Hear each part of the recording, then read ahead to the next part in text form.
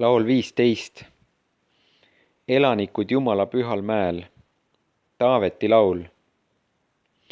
Jehova, kes võib tulla külaliseks su telki, kes tohib elada su pühal mäel?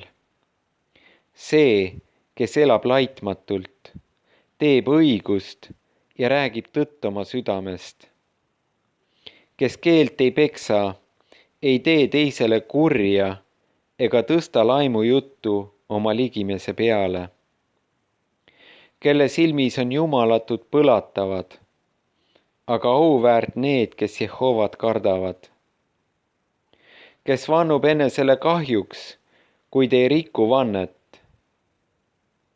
Kes oma raha ei anna laenuks, et kasu saada, ega võta altkäemaksu süütuma vastu. Kes nii teeb, see ei kõigu iialgi.